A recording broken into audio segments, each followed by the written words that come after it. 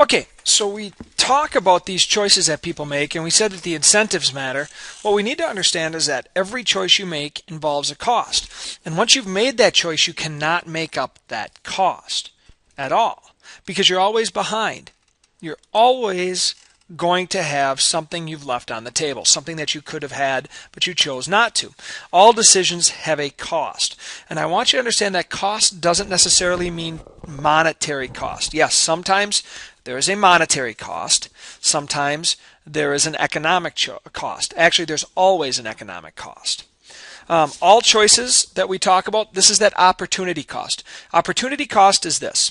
At some point, you always end up with simply this choice or this choice, A or B.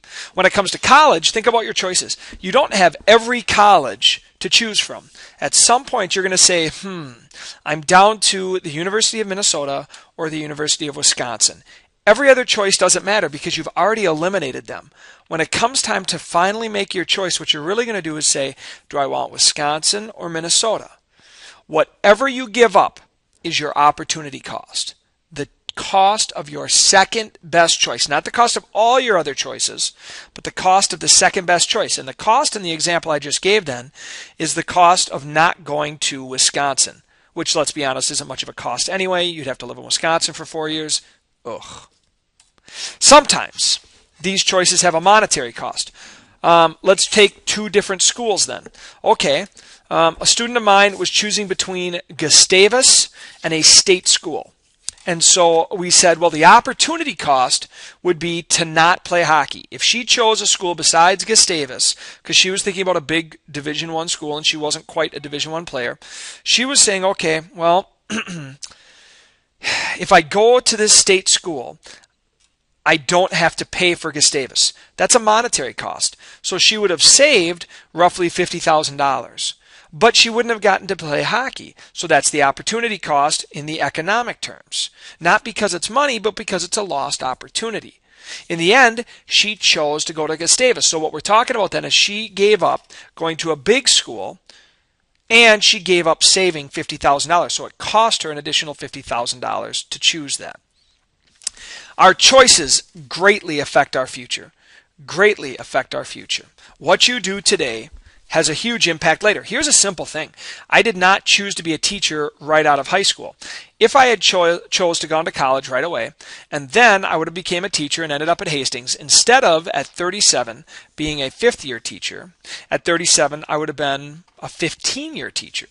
Well, those extra 10 years add up to huge economic and monetary opportunities. I wouldn't have done the other career, so that would have been an economic loss, but I'd be making far more money today. So, what we need to understand is this. The most important costs are paid in the future. Not all of them are paid today. The things that you choose today affect your future. So if you're sitting here and you're doing your homework, all right, what do you get as a benefit in the future? Well, you've done well in this class. If you choose to skip school today, what is the real cost? Well, the real cost isn't missing class. The real cost is you have lower grades, which means as a senior in high school, you have fewer opportunities and options for what you want to do for your career.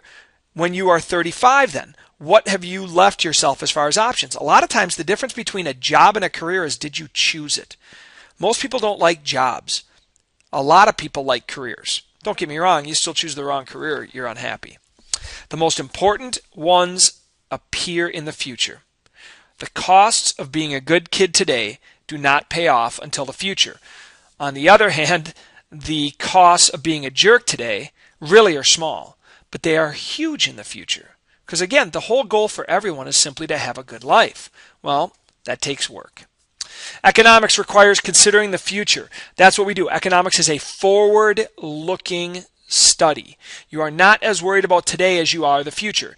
If you're going to look at what's going to happen, you use that information to work on today, to make decisions today based on what will happen in the future.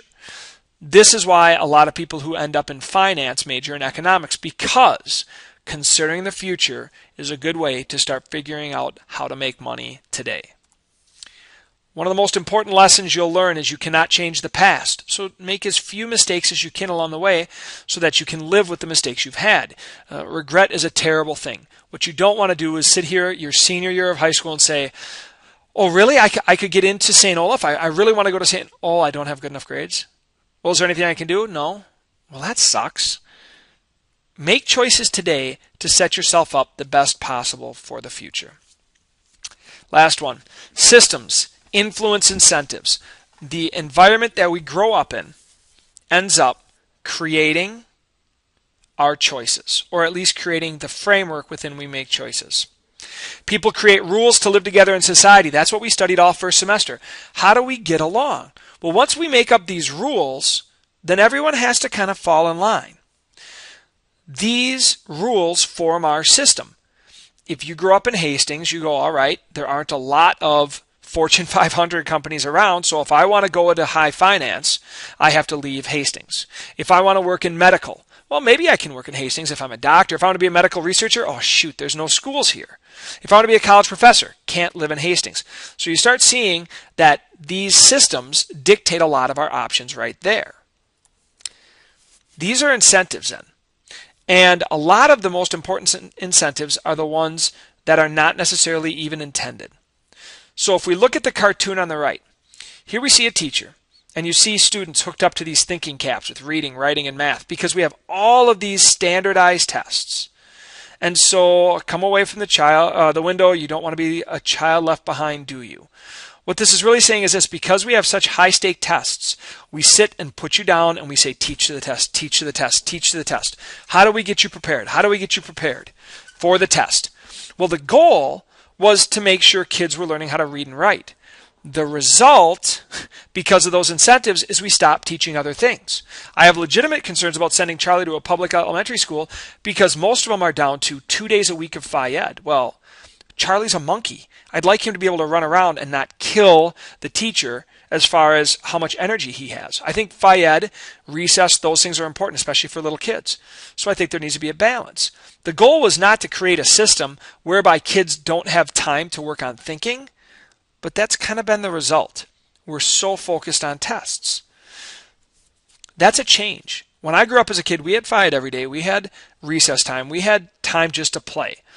Well, society has changed. We've become more concerned with how do we rate compared to the rest of the world. And we see these other countries competing at a very high level, so we go, wait a minute, what are we doing wrong? So our incentives change. Instead of just staying on top, now we feel like we need to catch up. Well, because of that, then we see these huge changes in our choices. The mistake is to think that your choices are made based on solely you. What we really want you to understand is that look for what your core goal is. What are you trying to accomplish? Look at the system you live in, and then what is the most rational choice you can make. Have a good day.